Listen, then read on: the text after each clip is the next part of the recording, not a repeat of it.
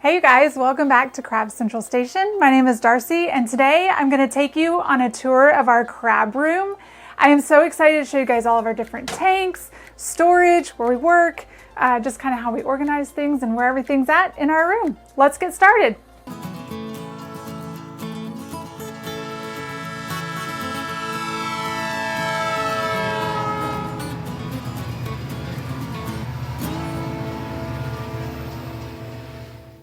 All right, guys, we are going to start right here with Stop requested. Stop. Stop.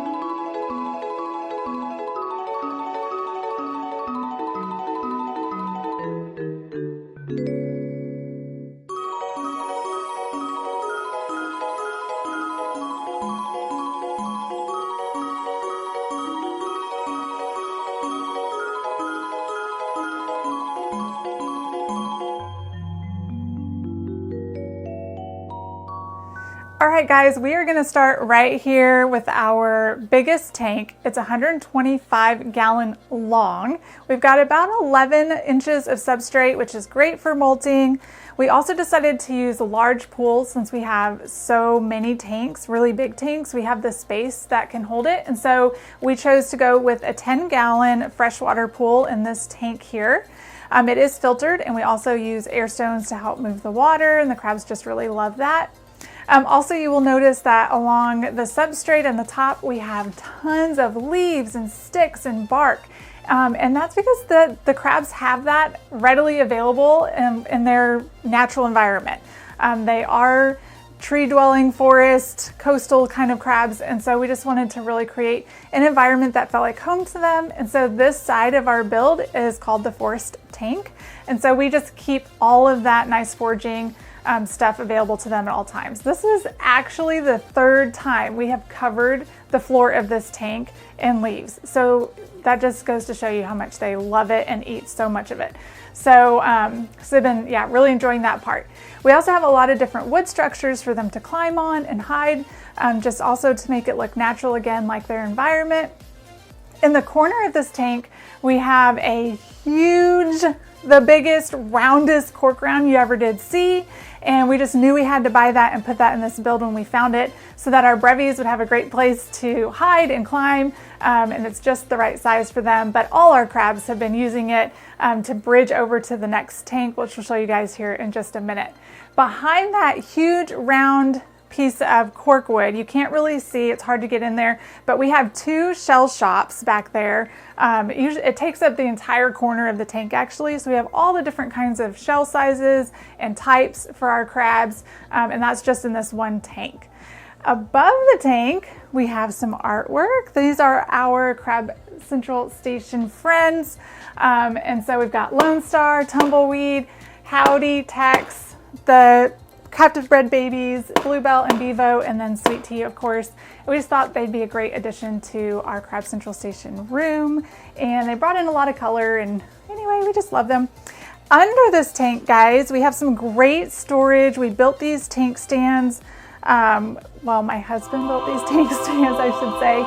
So anyways, under this tank, we have a huge bucket of bark and leaves that has already been sanitized and frozen and ready to go. Just easy access to put it into the tank.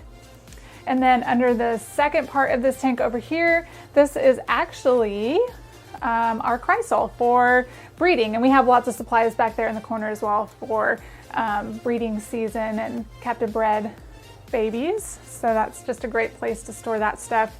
We don't get to it as often, so we kind of put it back there in the corner. So that's our 125. The next tank, which is linked to the 125 we just talked about, is a 120, pretty close in size.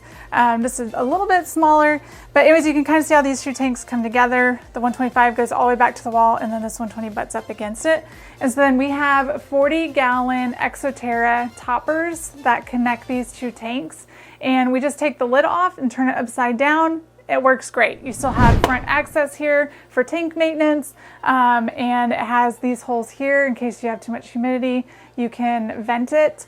We usually have it taped to keep all of our humidity in, but it's got that capability, which is really nice, and that's why we love the Exoterras to use as toppers.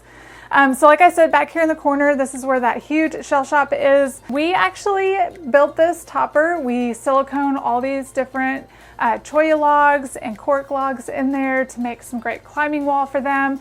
They spend so much time in this topper, like I can't even tell you. They're up there all the time. So they absolutely love to climb. They feel safe. They're used to climbing on bark and trees and things. So they also eat and pick at it. So we'll see how long this lasts. We might have to remake the topper when time comes. But anyway, so that's our topper. And then we actually kind of adjusted this wheel, and we are going to do a DIY for you guys to show you how to do that as well. But you can see that they like to climb on it. They spend a lot of time on here. You know, in the wild, crabs can walk miles and miles for their food, which is hard to imagine, you know, but that's what's so great about them having this space to walk around. But a wheel is a safe way to give them a lot of exercise as well. So up here in the front, we have more leaves and foraging items, because this is the second part of our forest tank, these two that are joined together. So we constantly cover it with good foraging. This pool right here is another 10-gallon, and right now it's a freshwater pool. We're kind of playing around with some ideas of making it a brackish pool, but we haven't gotten there just yet. So this is another freshwater, and most of our crabs are purple pinchers, and then we also have the brevies, and they typically like freshwater more often. We have found they need both fresh and salt, but they tend to spend more time in the freshwater. So we did 2 freshwater pools. And then we have huge pieces of wood here that we foraged for on our own land, and then froze it and made it safe for the tank. And the crabs are already picking out all of that bark, so you know, they just really enjoy it. Up here we have our certificates of adoption for our 2018 captive bred babies. We're pretty proud of those. And again, we have about 11 inches of sub here in this tank as well. And here's our shell shop over here on this 120 tank. And we found this at Petco. It's a Timothy Hay hidey hut, I think, for like a guinea pig. But they can eat that Timothy hay. It's also a great hiding spot for them, and it keeps the shells off the sand. They don't get as sandy in there.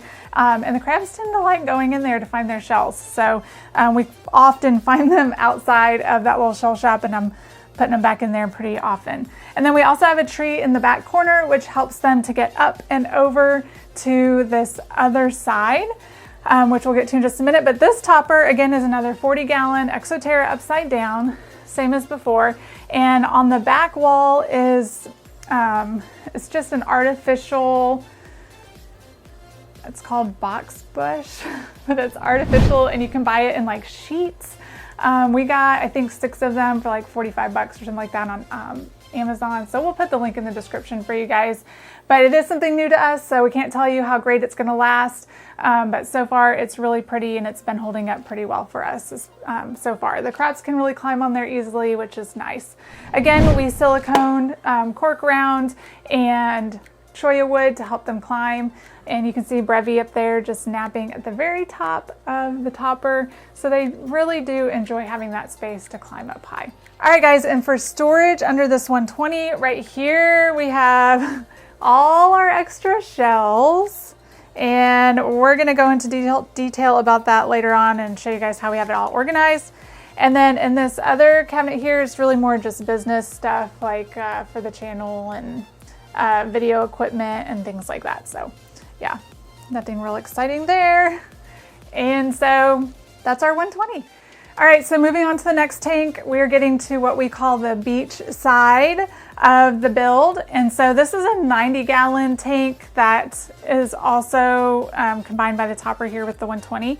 And so we have about 11 inches of sand in this one as well, and a lot more just shells instead of leaves, which is a lot of extra calcium for them. They actually can eat those and pick at them.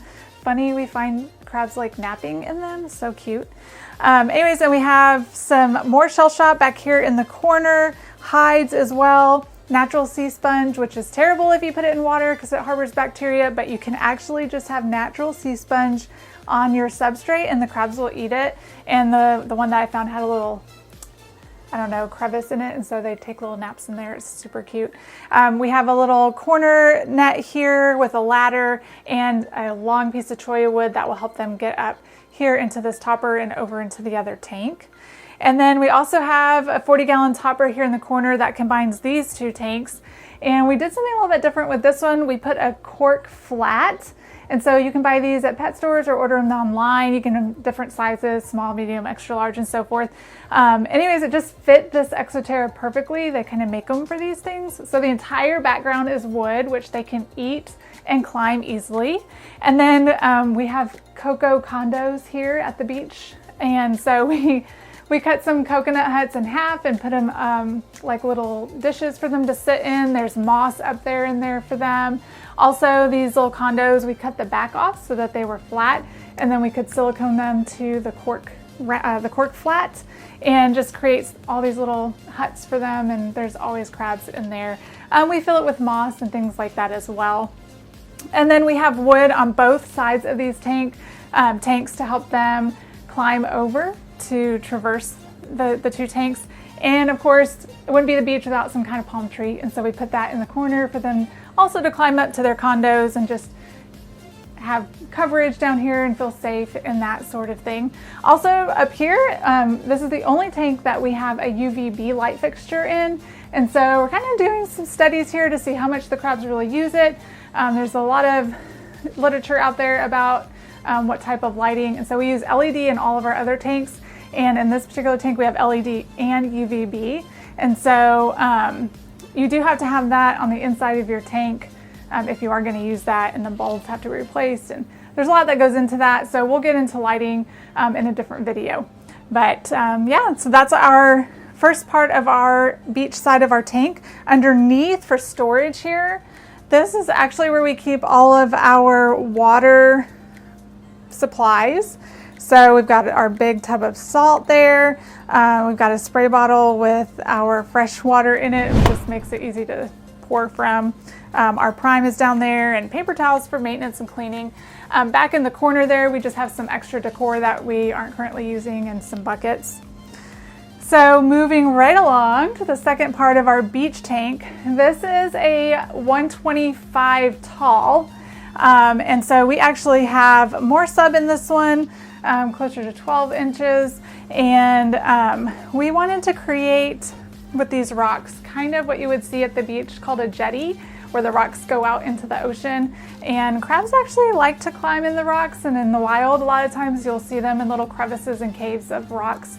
And so we just wanted to try something new with that. And the crabs do. They love to be over here in the rocks and hide within them and climb and stuff. And so that's been really fun to watch them exploring this part of the tank. And this right here is our 10-gallon saltwater pool.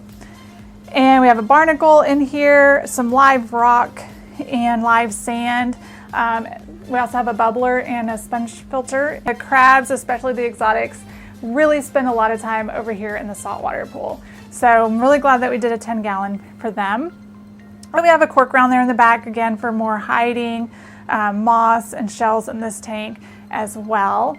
And all of our lids on all of these tanks were custom cut by a glass cutter here in town. Just because of this build, we had to have exact sizes. And so that's kind of the best option that we could find. So that's what we went with. Underneath this tank for storage, we have, this is all worm castings, a bucket of worm castings and bags of worm castings, because crabs love worm poop. So we have lots of that. And then in this one over here, again, it's just more foraging material. That's sphagnum moss on the bottom, and then we have calcium, the green sand, and just some foraging mix there.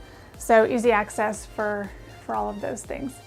So up above this tank, we actually have our business sign. So welcome to the Crab Central Station Crab Room. And we just had this custom made by a sign shop here in town, and we love how it turned out. So this is our beach side of our build. All right, so this is our 90-gallon captive bred baby tank. These are 2019 captive bred babies from Mary Acres, and we are a regional facilitator for the adoptions. And so these are actually 2019 babies that are still looking for forever homes. And so check the link in the description if you want to adopt these captive bred babies. But in the meantime, while we foster them, we want to give them a lovely home to be growing and living in. So this is not attached to our build. There's no topper here moving this over into the other tank. They have their own real estate here. But they do have their own topper, so they have plenty of room to climb and have all that exercise. But they have their own water pools, so they're 2.5 gallon pools, and their salt water is on this side. This is their freshwater pool, and then we gave them some bridges for easy access in and out since they're so tiny. Lots of just toys and bright things in here because they're babies, so we made it kind of fun. Of course, keeping with all the foraging items, that's really important for them as well. So we have leaves and sticks, barks, different kinds of bark, and tree structures and things like that in here for them to climb on. And we have several shell shops in here. We've got one at the top, we have one back here in the corner, and we have one in this corner as well. They don't look very big because the shells are just so very tiny, but there's lots of them in there. Also, we have a wheel for them. You can see they use it. It's very sandy. The little babies get on there and get some exercise. In their topper, we have a vine for them to climb all around the top. We also have a moss pit in the corner here for them. And underneath their tank is where we store all of our food for our crabs. So this would be all the food that we buy that's freeze-dried or dehydrated, that doesn't need to be refrigerated. And so we're gonna do another video for you guys that explains exactly how we organize all of our foods. But we love that it's just right here, all in one place. It makes feeding time so much easier. And so we've really enjoyed having that organization as part of our build. So this is our 90-gallon captive bred tank. Welcome to the closet. So in here, we want to use every bit of this room as we can. So we just have your standard tank stand here. And since we had to build all of the stands for our other tanks, I didn't want to get rid of this. It's on wheels, lots of storage. And so we just brought it here in the closet. And this is an empty 40-gallon breeder right now. But eventually we hope that this will become our transition tank for our breeding program. And so after the babies become megalopa and get their shells, they will transition from the chrysal into here, which will have a big pool for them with a bunch of shells while you put your megalopa in here. And then they'll climb out, and that will be their first time to be on land right here in this tank. So that's what we're gonna use this for. And then on this side is just a 10-gallon ISO tank that we have always up and running in the case that we rescue a crab or have any kind of problem with our crabs in our main tank. We have something that already has heat and humidity and everything that they need.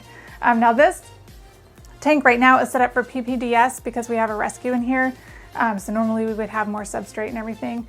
But anyway, she's been in here for about 2 weeks now. And so she's got still 2 more weeks before we can add her to the big build. But yeah, that's what's in here. And then we have some shelves for storage. Right now, we just have some decor up here, Crab Central Station. This is our original train from our very first intro. For those of you that have been around for a while might recognize it. And so for right now, I just have it in here for decoration. But yeah, that's the closet. All right, guys, so right outside the closet, we just have our workstation, a desk, computer, and things like that. We have some nice decorative shelves up here. And these mason jars are just some go-to foraging items that we put in the tanks pretty often, so we wanted easy access to those. And on the top shelf, we have some awesome mementos and artwork from the very first CrabCon that we attended up in New York. And so we just like to have those out. And then behind me, it seems like just a plain old white curtain, but actually we do some filming right here. This curtain can be changed out to different colors, as well as a green screen, so that we can edit in any kind of background that we want on our videos. And so if we don't want something really busy, this is where we film. All right, guys, so that completes our crab room tour. Thanks so much for watching. I hope you enjoyed this. And if you haven't already, subscribe to our channel, like, comment, hit the bell so you can get notified when we drop new videos. Also, if you aren't already, follow us on our social media. We do tons of stuff over there. You don't want to miss it. So go join those right now. And until next time, you guys, take care. We'll see you later.